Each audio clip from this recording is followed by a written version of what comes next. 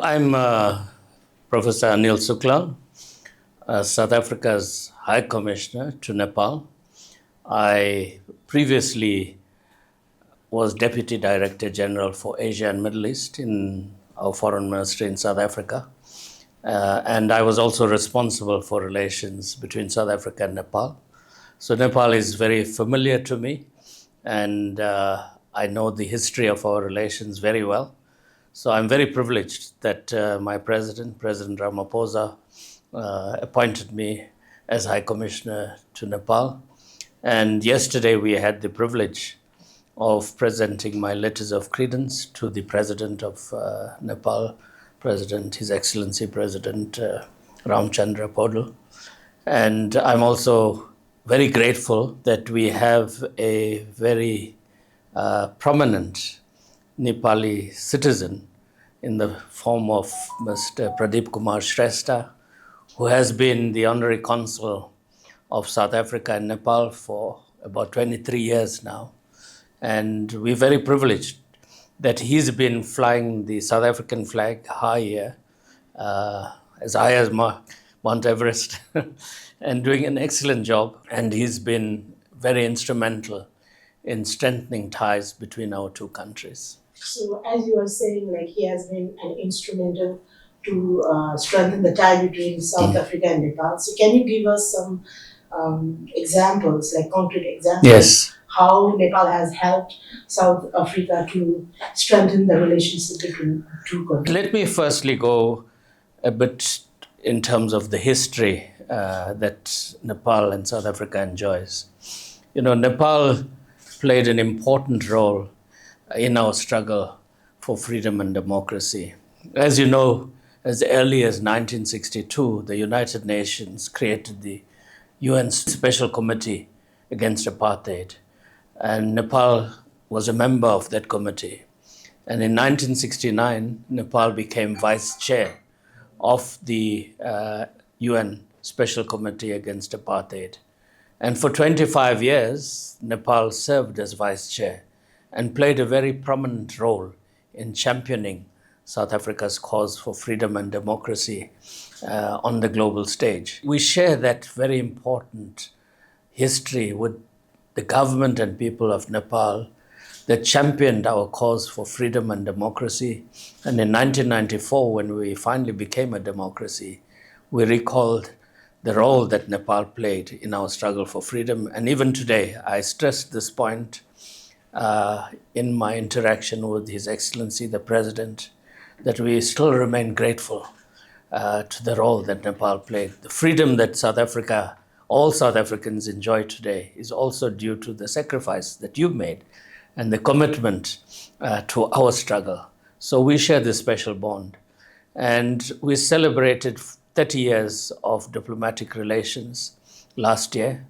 So in this past 30 years, we have been covering our relationship through our High Commission in New Delhi. But we felt it was important to have a Nepali citizen to represent us in Nepal. And we were fortunate that in 2002, Mr. Shrestha was appointed as Honorary Consul, and he's distinguished himself in this position. In fact, we don't have the opportunity to be present in Nepal full-time, but through him we are present in Nepal full-time. He's played a major role in not only facilitating meetings at the highest level between our governments, he's also played a major role in strengthening people-to-people relationship, in strengthening business relationship between our countries.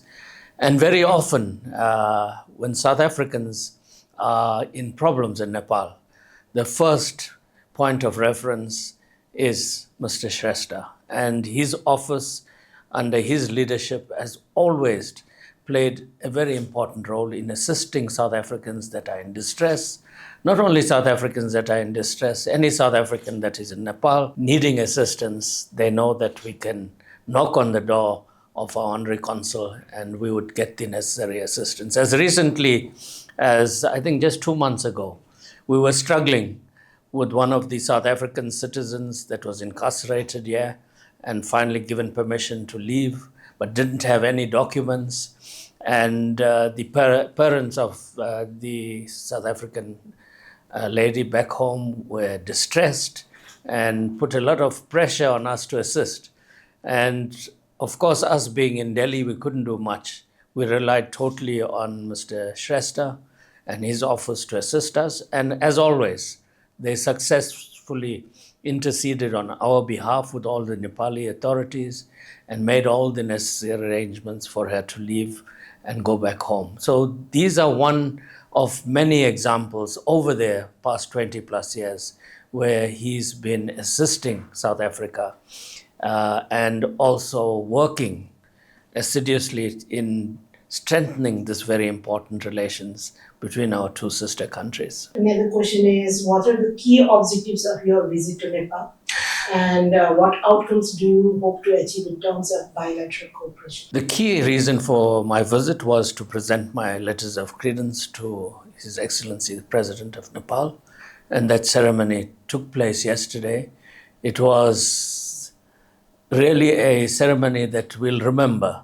The level to detail and the warm reception we received from the time of our arrival here, and also getting the opportunity to interact with the President of Nepal. I think that again also demonstrate the warm relationship between our two countries. We were very warmly received by the President, and he recalled also the strong relationship that we enjoy between our two countries, not just at the bilateral level, but within the multilateral level. Nepal and South Africa are strong democracies, and we believe in multilateralism, and we believe in reforming the global multilateral order. We believe in a multipolar world. And Nepal has been leading provider of peacekeepers on the African continent. So we are also very grateful for the role that Nepal play within the UN peacekeeping operations to ensure peace and stability on the African continent. You have been doing this for decades. We work very closely together in multilateral bodies like the United Nations, like the Non-Aligned Movement, like the G77 plus China, as well as the Commonwealth, where we have common views. We also have common concerns and views in terms of the challenges of climate change. And we spoke about that as well. So during my visit, I've also had the opportunity to, this morning, interact with the Foreign Secretary, His Excellency Amrit Bahadur Rai, who's a good friend and previously served as High Commissioner to South Africa. So he was stationed there when I was Deputy Director General in the Foreign Ministry, and I was privileged to have a very good relationship. So I'm very fortunate that he's Foreign Secretary now. So we exchange views on how we can strengthen the bilateral relationship at the government-to-government level. One of the things that we'd like to see is the Foreign Office consultations that we have between our two countries. We've agreed that that should happen hopefully before the end of this year. That's an important platform for us to take stock of all levels of our bilateral cooperation. We also explored other areas of cooperation between our two countries. Importantly, working with our Honorary Consul, Mr. Shrestha, we want to strengthen the economic relations between our two countries, both in terms of trade and investment. So we hope that we can look at exchanging trade delegations between our two countries. I had a very good meeting this morning with the President of the Nepal Federation. As you are answering this question, I would like to ask one more question. Yes. Regarding the trade and investment. So what sectors do you see most promising for trade and investment partnership between South Africa and Nepal? Our trade at the moment, two-way trade, is in the region of $2 million. But that's, I think, just scratching the surface. I believe there's tremendous potential. In the main, South Africa is exporting a lot of fabrics from Nepal. We are also exporting a lot of agro-products into the Nepalese market. But we also want to explore cooperation in the mining sector. I believe there's a lot of opportunities for South African companies to come and look at the mining sector in Nepal in partnership and see how we can work together. South Africa is a strong mining nation, and I believe that you're a mining-rich country as well. So that's an important area for cooperation. The agro-processing and agricultural sector is another very important sector we can look at cooperation. The hospitality sector and tourism sector is a sector that we believe holds a lot of potential in terms of deepening the relationship between ourselves. I would also like to ask, like both Nepal and South Africa face unique climate change challenges. Yes. So, is there any possibilities of collaboration, climate adaptation, green energy, or biodiversity conservation? Yes, I think both of us have ambitious green energy programs in our respective countries. I think working together in terms of sharing expertise, sharing technology and information between ourselves, especially in the green energy sector, has a great deal of promise. So, are there any ongoing or proposed educational, technological, or skill exchange programs between Nepal and South Africa? We have been speaking about deepening education exchanges. We have some Nepali students studying in South Africa at our universities. We'd like to see more Nepali students coming to South Africa. And at the same time, we'd like to also expose South Africans to Nepalese higher education institutions. So that's one of the areas we want to explore and deepen cooperation. In the educational field, Nepalis usually go to South Africa for conferences and fellowship programs and all, but they face like visa problems here because we do not have South African embassy. So, is there like we have been like around 2 decades now? So, is there any thing South Africa has been doing to minimize the challenges the Nepali students here face? Yes, we discussed this. In fact, this morning I had a meeting with the VFS center here in Kathmandu, and I also visited the facilities. And they will forward me a proposal, which I will transmit to our Minister of Home Affairs, to see if we can get VFS Kathmandu linked up with VFS in New Delhi and assist in making the ease of getting visas much easier. It's a major impediment, not only to tourism, to the business sector. I believe we can ease visa facilitation between Nepal and South Africa. That will be a major boost in terms of strengthening relations between our countries. Also in September this year, we will have an online portal that will be open to all countries, including Nepal, that will also help in facilitating the ease of obtaining visas. And given South Africa's strong democratic institutions and reconciliation legacy, is there any diplomatic or government knowledge South Africa is keen to share with Nepal? We have been doing that. You know, we are a young nation that came out of a very divided past under apartheid. So a major part of our national reconciliation has been to work with all the communities in terms of nation building. It's an ongoing project. We are a young country, as I said, we are a learning nation, but we are always very keen to share our experience, how we were a country very divided on the basis of race, and we have come together under one national identity. All of us are South Africans. But we have been sharing this knowledge with Nepal. We've had delegations coming and interacting with us. In terms of the national reconciliation, which was headed by the late Archbishop Desmond Tutu, we've had delegations from Nepal to come and see how we have dealt with it, and we are sharing this knowledge. And we also shared with Nepal, when you were busy with your new constitution, how we went about constructing our own constitution, which is highly regarded globally. And we shared that information. And we will continue to share that information, because national reconciliation is an ongoing project in South Africa. And we want to share that experience with other countries, because this is something that I believe the global community needs. So how do you envision the shared history shaping future diplomatic ties? Well, we've had a shared history of colonialism and exploitation. We are countries that have come out of colonialism and have attained our sovereignty in terms of political sovereignty. But like South Africa, Nepal, you have the same developmental challenges.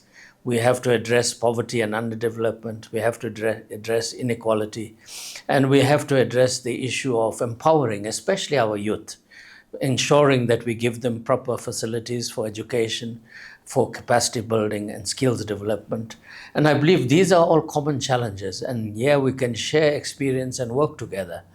And also, I believe as democracies that are committed to working in establishing a world order that is inclusive, that is democratic, that is just, and where no matter the size of a country in terms of geography or in terms of your economic strength or your political might, all of us as the United Nations Charter States are equal members of the global family. And I think we share common values with Nepal in trying to see that we build a new global order that is inclusive, fair, and just. What message would you like to convey to Nepali government and its people regarding South Africa's long-term vision of engagement in the region? And how do you access Nepal's potential as a strategic partner for South Africa and South Asia, both politically and economically? Well, as countries of the global south, both South Africa and Nepal, we have a common vision. We have a common vision that as countries of the global south, we should not be marginal to the evolving global order. And I think we have to work together as countries of the global south because working together we are stronger. Individually, we don't have the same influence nor the capacity. So having that collective vision of a global order that is fair and just, that puts Nepal and South Africa in the same basket, where we have the same vision. We want prosperity in our societies, we want to develop our countries, and we want to live peacefully in harmonious coexistence with all countries of the world. But we must also be given the chance to develop in cooperation with each other, working with all communities of the world, and not being told what is good for us and what is not good for us. As independent sovereign nations, we can decide that for us. And as I've said, as countries of the global south, we have common challenges and a common vision of shared prosperity. That was my last question. But at the end, I would like to ask if I have missed something, but you need to say to our Nepali audience, you can say so. Well, as I've indicated, Nepal has a special place in the hearts of South Africans. But, we're good friends, but when you are good friends, sometimes you take each other for granted. What I would like to see, especially during my tenure and working with Mr. Shrestha as our honorary consul, is to increase the visibility of South Africa and Nepal. I think it's important for Nepal to know more about South Africa, its people, its culture, and opportunities. But likewise, I think it's equally important for South Africans to know about Nepal. We live in a global village today. Nepal is not far from us. Technology has brought us all close together. And I think raising the profile of Nepal in South Africa is equally part of what I'd like us to see, because we have so much in common. My wife and I, since we arrived here, we've been embraced so warmly that we feel totally at home. We don't feel foreign in Nepal. We feel that we belong here. And that's the warmth and generosity of the people of Nepal. And that's why you gave so freely. You may have been far from South Africa, but you were concerned about our freedom and our struggle. And you made a major contribution to that. So that bonds us in a special way. So we are in a very special relationship.